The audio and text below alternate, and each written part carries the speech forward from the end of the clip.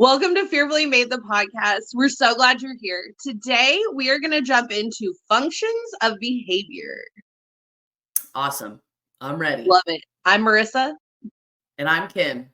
And we are Fearfully Made the Fearfully Made podcast.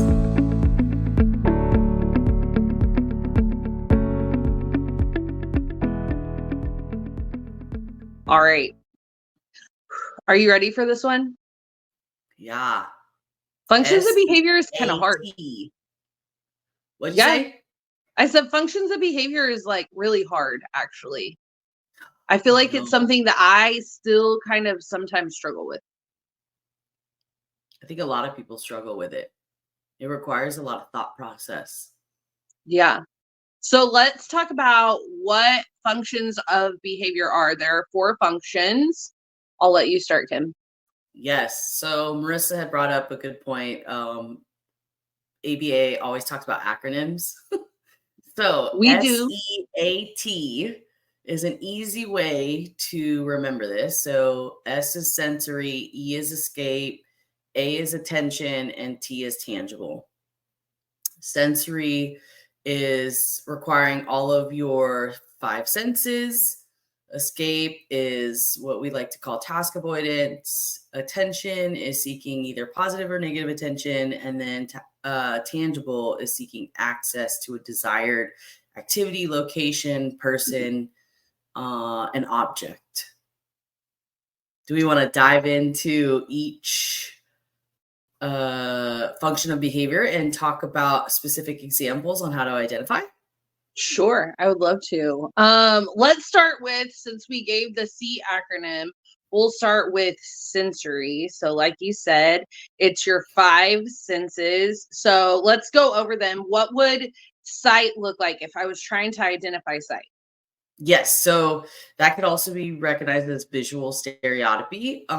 And a lot of kids do different things, whether it's looking at fans or lights or wheels turning. I had a client whose parent would tell me that it was really hard to take their kid out in public because he would always have his head turned like this and be looking at the wheels and then not realize where he's walking in front. Or like where his steps were taking him. So sometimes he'd end up like hitting himself against another person, a tree, just something where he wasn't paying attention because he was visually stimming on wheels that were moving. Absolutely. Let's go into hearing. Hearing. Okay, so we like to call this audio stereotypy, where it could be hearing a segment on YouTube over and over and over again, and then they keep the little volume as close to their ear as possible. And then sometimes they'll even engage in some sort of like physical stereotypy where they're like jumping up and down or making some sort of vocal noises in their throat and then projecting it out while they're listening to that audio stereotypy or that hearing. Yeah, I used to have a client, sweetest kid ever, but anytime I would talk, he would like want to put his ear like right up against my mouth. Like he loved like just the vibration that was coming from the sound coming out of my mouth. He loved that. Let's talk about taste. Yes. So there's a lot of kids with oral fixation, and that could include different foods and that can include different objects. So if you notice your child is putting things in their mouth that are inedible, that is typically a oral fixation. Like I had a client who would discover new toys or discover new objects, and her initial instinct was to lick it. So I always knew that, oh, maybe like instead of her touch senses being hyper, it's actually her oral that's hyper. And so in order for her to feel something, she had to lick it. Yeah. Yeah. This is also where pica comes in. Yes. And I want to say, because I've read a lot of different people talking about this lately, asking questions about, hey, like my kid ingests things that are not supposed to be ingested.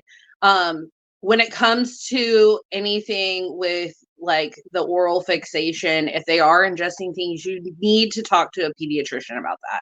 Make sure Yeah, that you're like immediately. having that conversation. Don't just assume like, oh, my kid has pica or my kid, whatever. It's really important for that particular thing because it it can be tricky for parents. It could be like a vitamin deficiency, right? Where you can work with a doctor and they can get some vitamins and take care of that. And then some of it's just like they need oral stimulation. They might need a chewy. They, like you said, your client like to lick things and that's how she experienced them in the world. So it can be Yes. many different things. But I would say with oral fixation, especially, it's really important that you're talking with your pediatrician about this and making sure. It's very hard to keep our kids safe in this particular instance. Yes, So 'cause yeah, let's it could go lead to on. dangerous, Yeah. because they could swallow, an object basically, because of the oral fixation. Yeah, I had a student one year that like he ate everything he saw. He would eat beads. And when we finally were like talking to mom about it, she's like, "Oh, he's had mini surgery. He's swallowed batteries. He's done there's a Wow. lot of things." So like if that's what I'm saying, like if your kid is ingesting things, not just like licking them and experience them or maybe just like chewing all the time or grinding teeth or those kinds of things, but if they're actually ingesting, keep an eye on it. Don't panic, but Yes. definitely talk to your pediatrician and be like, hey, this is happening. Pike is real, and a lot of our kids deal with it. Nothing to be ashamed of. It's just something that like we really have to be proactive about and careful with inside of our homes, inside of our clinics, in our classrooms. Let's talk about touch. Touch is so cool. These kids love anything that they can squish between their fingers, and feel through their like fingertips, even sometimes like rubbing it on their face. So like a lot of kids that I know would carry a blanket and then just be holding that blanket throughout their day or their session that they were in. In addition to, it could include like fecal smearing. So there was a lot of instances where kids on the spectrum would defecate and then they would like smear it through their fingers and smear it on their walls and things like that. In addition to like water was a big thing, as far as, and it still is, where they would play and engage in water or they would be just a whole different kid when they were in the swimming pool. So that feeling and sensation, through your like touch with your fingers and your body is, hyper Yeah. aware. I back to those clients. We have some of the best clients ever, but I have a Yeah. client that every time that he comes up to me, he'll rub his mouth on my arm. Right? He's not like trying to lick me or trying to kiss me or anything. He's just like it's that feel of touch, right? Like he just is like Mm, wanting, that's yes. how he processes the world, right? Around him. Like, or if he's playing with something, he might rub it up on his face or rub it on his mouth or something so that he can feel whatever it is, the Play-Doh or whatever. But especially on his cheeks, when we're painting, he might stick his fingers in and give himself some blush. So, Yes. touch is really cool. And sometimes I'm jealous. I'm like, I wish I could experience what you're experiencing. I wish that I was like so invigorated by the sensation of touch. I guess we all are to some degree, Yes. but for our kids on the spectrum, they're just like really heightened. And our last one Right. is smell. Yes. So these are, children who seek out different kinds of smells, whether they're perfumes, a lot of hand sanitizer, a lot of those like plugins, and in addition to like smelling people. So they have obsession with some sort of thing that smells great to them, I guess. And so they sit and smell over and over and over again. Like I had a kid one time where he would lick something. So not only did he have the sensory for the mouth or the oral, but he would smell it right after. and he would sniff and sniff like the lingering saliva that was on the object. That's super interesting. Man, Yeah. I always wonder, like, what does it feel like for them to go into Bath and Body Works? Like, Overload. whoa. One of my clients' reinforcements was going to Lush, which was like a soap Yeah. place. Yeah, the And soap store. yeah, and I mean, we would go around the store because it was shaped like a horseshoe. And it was like we would spend 30 minutes just going through the exact same thing over and over and over again. And she would sit there and smell it, put it down, go to the next thing, sit there and smell it, and then put it down. So it's just so interesting how their brains work in regards to like how it makes them feel good as far as like reinforcement goes, you know? And Yeah. she would buy all those soaps. Her parents would be okay with buying all the soaps, but she never utilized it. What she utilized it for was to smell it. Yeah. I'm like, I feel like she used it, not in the way that you and I would use Right, it, right? right. Just like play often doesn't look like how you and I think play should look like, right? She used it. Yeah, She just, it lasted a lot longer for her. right. I love it. So that's sensory. Let's go on to escape. I Yes. think escape is probably the one that like makes me giggle the most. I have this amazing client, and the other day, another client came up to him and was like, "Hey, how old are you?" And he was like, "I don't know, go ask my mom." Right? Like his mom's not even there. Nobody can ask mom, right? But that was like he was trying to escape that conversation with a peer, right? So for That us, social interaction. yeah, and it just always makes me giggle because I'm like, the need to escape sometimes like outweighs the reality of what's going on right now, right?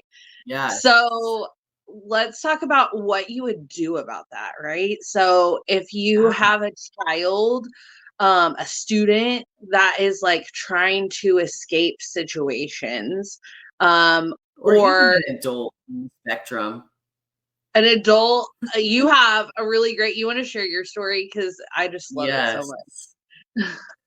So I Go ahead. attended a job fair and there was an adult there who had a job coach with him and he was seeking employment in IT.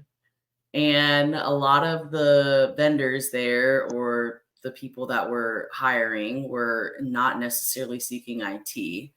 And he came up to a hotel booth that was going to open up in downtown. And he was like, "Oh, I'm interested in an IT position." And the guy goes, "Well, we're not really hiring for IT positions. We're a hotel that's being brought up. And these are our positions that are open." And before he could even begin talking about those, this adult man said, "Not interested," and walked away. And so that was an instance of escape. I think already he was going in with that level of anxiety and that level of uncomfortability to have those social interactions. Like I recognize that the job coach was talking to him about eye contact, about introducing himself. So like those simple social interactions really cause our friends like discomfort basically in their skin, right? In regards to just being able to communicate with these people. Yeah, and on that subject, for a lot of our friends, what is socially acceptable or socially normal is to make eye contact, to hold a Right. conversation, right? Some of our friends, that's very difficult for them. I was watching the other day a podcast with someone who is on the spectrum, and he's an adult, and he was talking about growing up, people would get really upset if he wasn't able to like make eye contact, but when he was making eye contact, he couldn't concentrate. It was like his all he could think about was like, I'm staring into their soul, right? Yeah.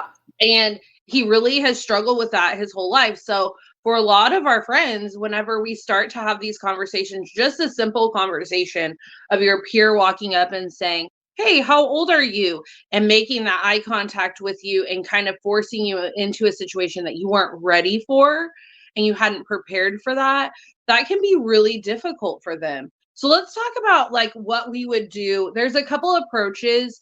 And depending on if you're the parent, if you're in an ABA setting, if you're in a classroom, it's going to look a little bit different. So let's go back to my friend that was asked how old they were, and their response was, I don't know, go ask my mom, right? So in that situation, that response was an automated response, right? To kind of make the other friend be like, oh, okay, right? And in a general situation, in a classroom situation, that friend might turn around and leave, right? However, we want to work through that situation, right? Because if I can't tell somebody how old I am now, then I'm going to struggle with things like a job fair later, right? So in that situation, the response from myself was, oh, we're going to go ahead and answer. Let's think about it. How old are you? They gave me the answer, right? All right, now tell your friend. So he turned around and said, I'm such and such. And they were able to work through that conversation. As a parent, that would be a great direction to go also, right? Go ahead That would and be follow through. considered follow through. So like if that Yeah. response would be recognized as like the third party in the situation, following through with the instructions from the peer to the other, to your specific client or to your son or daughter. That is one level of what we call replacement behavior. You're going to jump into a second part. I know. Go ahead. No, go ahead. Well, in my practice, we would always try to identify replacement behaviors based on the function. So, like, that wasn't really an appropriate way to terminate a conversation between two clients or two people on the spectrum. And so I would have probably coached and said, hey, maybe you should say, hey, I'm not really interested in talking right now. So maybe you can come back later, or just a way and a more polite way to excuse yourself from something that you're not necessarily interested in. Yeah. So we would coach functional communication in that instance. And we have to be careful with that too, right? Yes. Because if we overdo, I'm not really interested, what happens? We get our friend from the job fair, right? So if we're always pointing towards not interested or unavailable right now, whatever that may be, no thank right? you. Yeah, no thanks. Sorry. Right? I hear sorry a lot. That's a really big automated response for a lot of my friends. Oh, sorry. And then they turn around and leave, right? Yeah.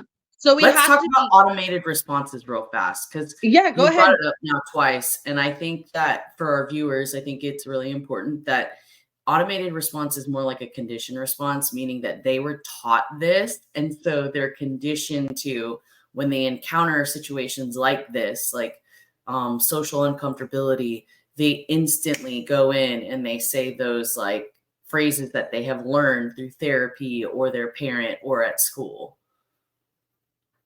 And those automated responses can be really hard because sometimes we teach them and don't even realize that we're teaching them. Right. And then all of a sudden they start saying them and you're like, oh, oops. Yes. We have to reshape this, right? Right. So, right. What would be, if we were talking about our friend at the job fair, what would be a way that you could coach them through it? That would be different, right? You don't have to stay and listen. You and I wouldn't stay and listen to the whole spiel if we're not interested, right?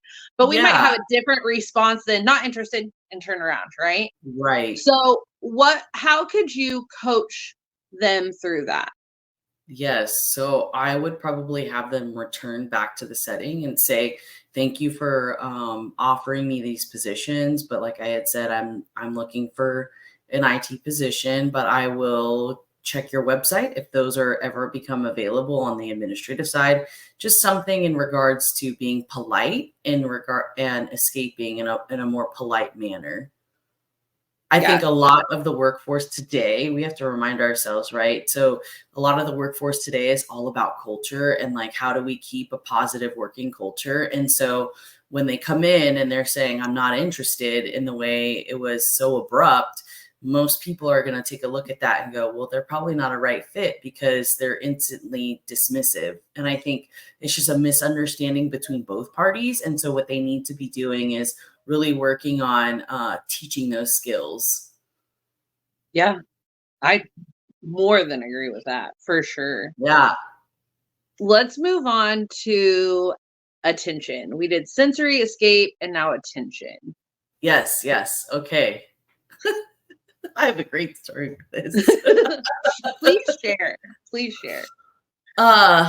So I had a client who recently discovered his vocal language, and his parents would curse at home. And so and he noticed that if he used the OSHIT phrase, that he would get people to laugh.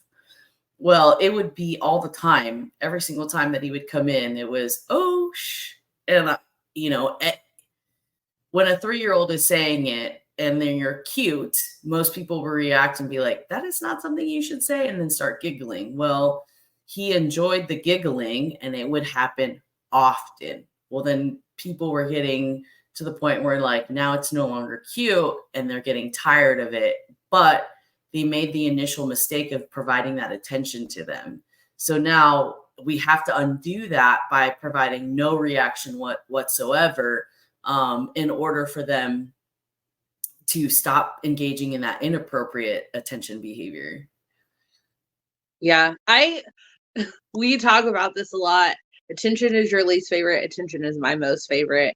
Oh, Kids are so funny. They do some of the funniest things, but that response, right? The way that we handle the situation is so important. And I oftentimes will speak with either new teachers or new therapists, and they'll be like, you just don't do anything, like you're just not going to make a face, you're not even going to acknowledge that they said that or did that or whatever, you're just going to act like it's not happening. And that's very foreign to us. We often in our culture feel like there's a response for everything, right? So I have to yeah. answer, I have to tell you, no, we're not doing that, or that's inappropriate, or whatever it may be, right? But when it comes to attention seeking behaviors, and this is, I mean, it's not just our friends on the spectrum, right? We've seen, you know, neurotypical kids on Facebook, on your little reels, cursing, saying the funniest things, right? And they're hilarious. Like they do some of the funniest stuff. But Hold on, sorry.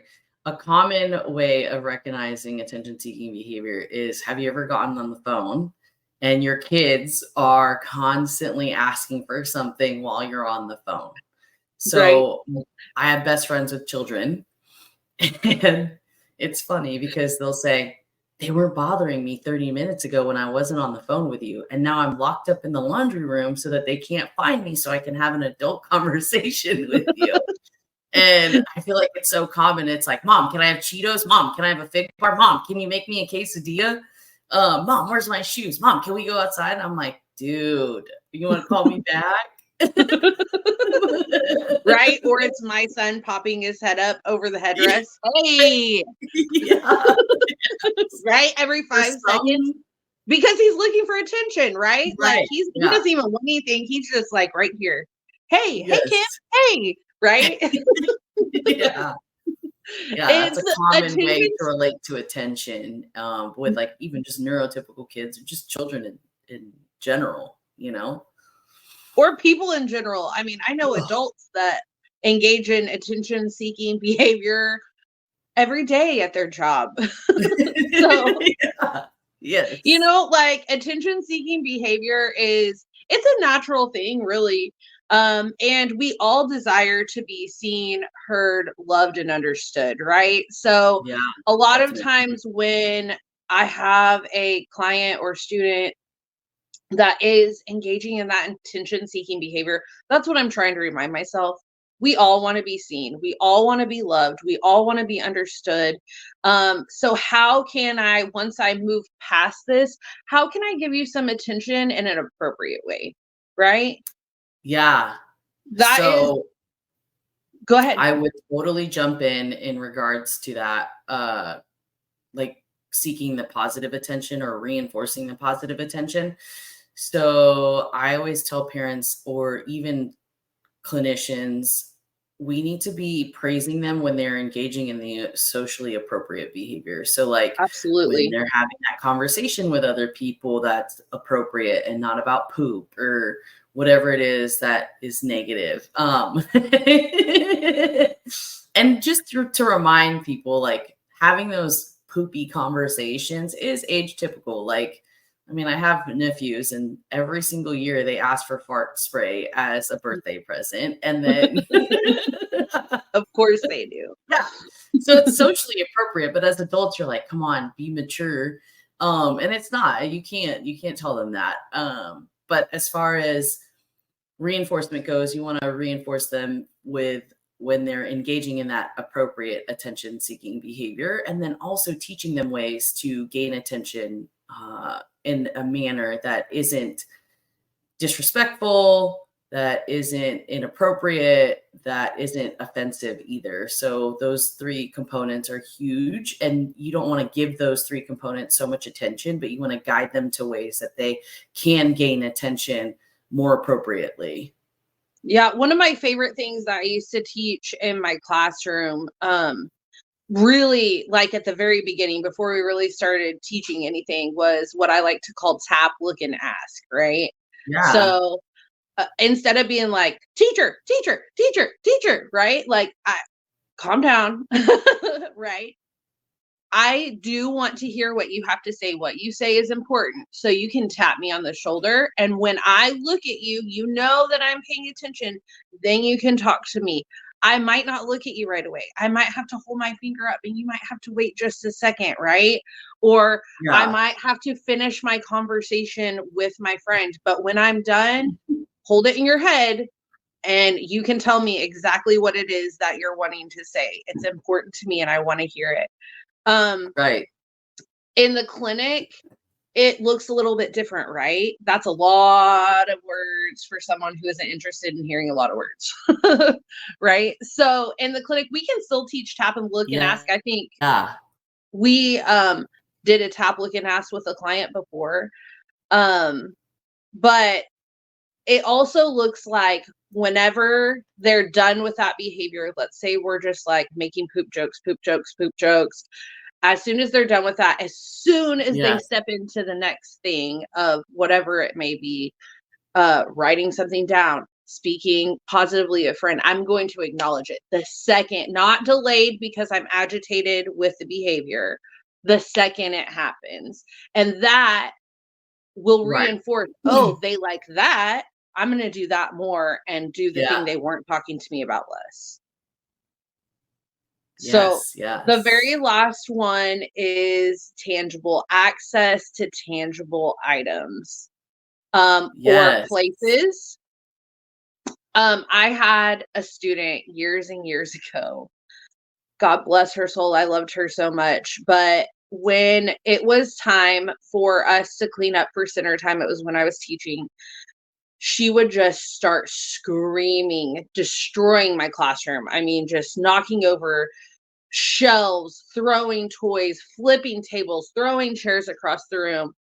What would happen would be that I would have to, one of the teachers would take the rest of the class outside of the classroom and we would stay in there with her. We would push that little button on our wall. I know a lot of teachers will relate to this because it happens a lot in the classroom.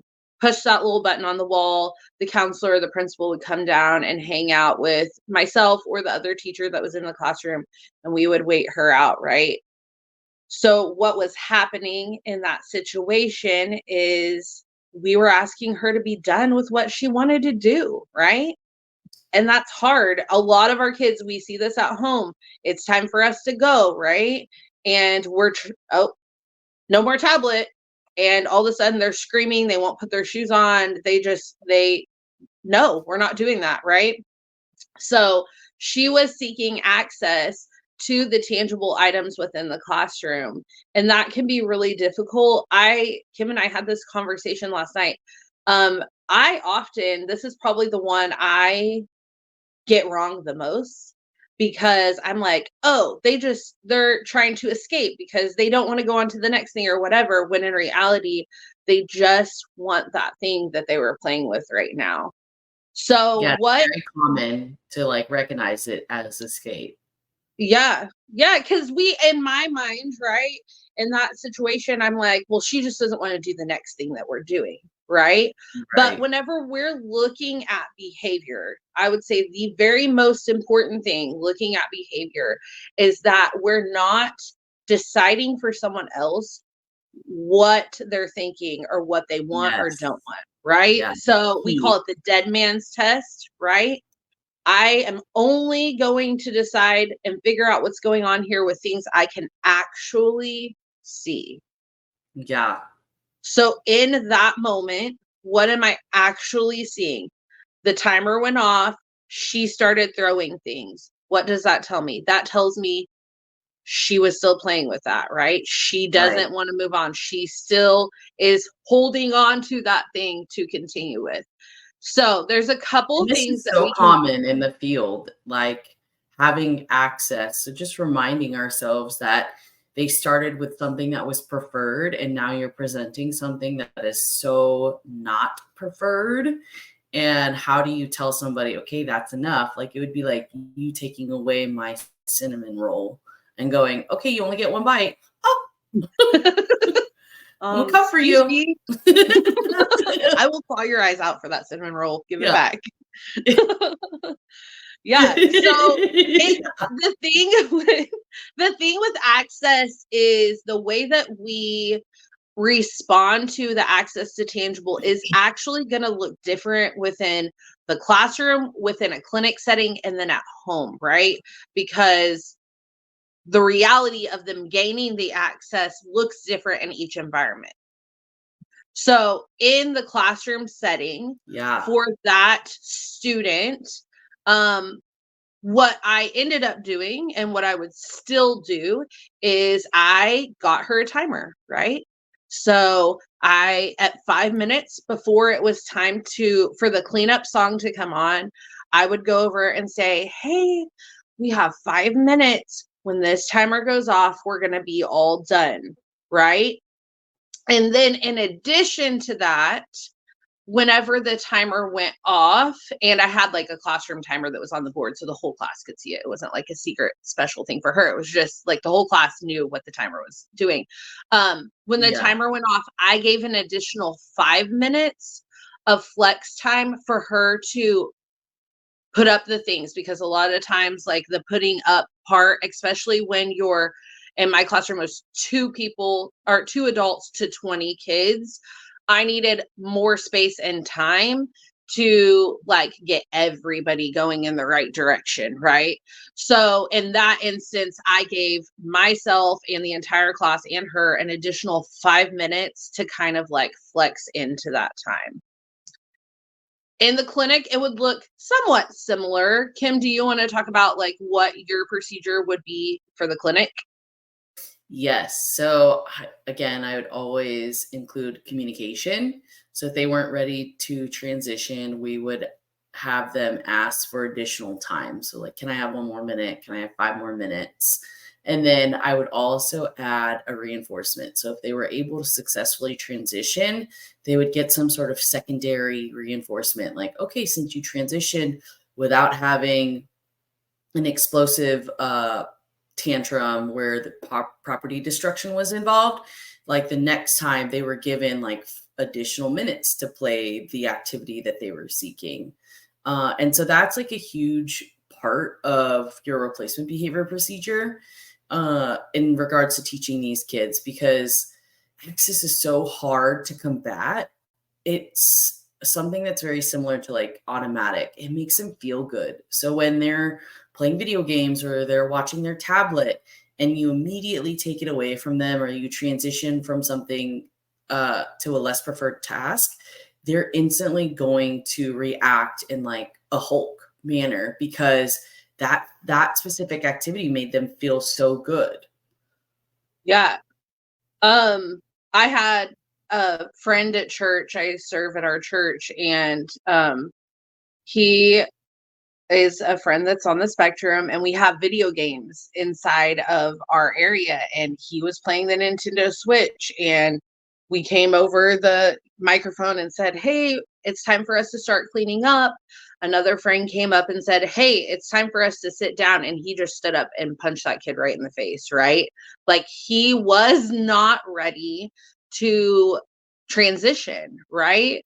So it's important that the way that we present the transition is appropriate for them. And that is what gets us into the home setting. So let's talk about home, because with all of these, with recognizing what the function of behavior is, there's also something that happens before that can help the situation or hurt the situation, right? No matter what the function of behavior is. So when we're talking about access to tangibles at home, let's talk about, as an example, just you're driving home from somewhere and your kid wants Chick-fil-A fries, right? You're driving past the Mhm. Chick-fil-A, they want fries. You have a different plan in mind. Sometimes in life, especially, it's harder in the home, right? In the clinic, we have a controlled environment, but when you leave the home, the environment is a lot less controlled, right? Or leave the clinic. So sometimes we can give you that. Sometimes we can stop at Chick-fil-A and sometimes we can get fries, right? But sometimes it's unavailable. So let's give some helpful advice to parents in that situation. I feel like every parent I know deals with this. I want McDonald's. I want McDonald's. I want McDonald's, right? So how does my response, how can my response help this situation? What should I do? I would set up a schedule. So some of these, like what you were talking about as far as like antecedents go, and letting them know like first this, then this, or we don't have that available. So like letting them know prior to leaving the house or getting into the car. And what we call that is priming, right? Like, sorry, buddy, we're not going to McDonald's today because I already know you're about to ask. And so I just want to let you know that that is not available. And then in addition to like letting them know when. So a lot of these kids or our friends don't ever ask when questions. And I think asking that when question and letting them know when it is available will help ease their mind in regards to gaining access to it. Yeah. So I could say to my kid, like, I know you really want Chick-fil-A today. I'm sorry, buddy, it's unavailable, but we can go whatever, Saturday. We can, Yes. like, whatever that time is frame is for you, you can, and then that's something that's a reinforcement for them to look forward to, right? Right. Now I have something that I can look forward to, like, oh, I can't have it right now. And when you first start this, let's be very clear. It's not just going to be like, oh, okay, right? They have to actually get the reinforcement a couple times before you gain their trust of, yes, it's actually going to happen. So that's Yes. why I say, we talked about this in attention, immediate reinforcement, right? So when I'm first teaching this to a client, I'm going to give them a whatever, first bathroom, then snack, right? And the second we come out of that bathroom, I got that snack and we got it opened up, right? Like, Right. we're ready. They, just like you and I, trust is built, right? I have to Yes. trust that your yes is yes and your no is no, and that you're not going to flake out on me, right? And I think for us, I don't really care who it is, whether it's you and I, any relationship, trust is a built thing and it can be taken away very quickly. So it's important that we follow through with our friends. I get this question a lot. in regards to my relationships with my clients. How come they listen? Well, they listen because I follow through, right? They listen because they know if I say, first, we're going to do this worksheet and then we can play basketball, that I for sure mean, then we will play basketball, right? I've proven to them that I am trustworthy and that my yes is yes and my no is no. So when we're looking at our kids for functions of behavior, whether it's in a classroom, whether it's a client, whether it's our own child, what we do after we discover that function of behavior is just as important as recognizing as what's going on. Probably more important, because it's going to build the trust for us to be able to shape the behavior later. Right, right.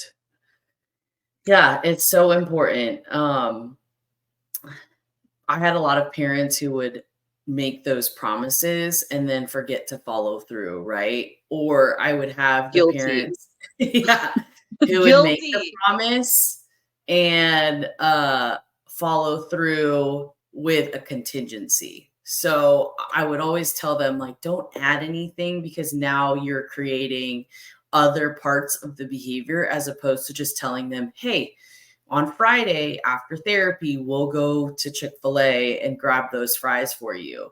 But then it would turn into, well, you had to clean your room and you had to do this and you had to turn in your homework on time and you were supposed to have a good report after school or therapy or whatever it was.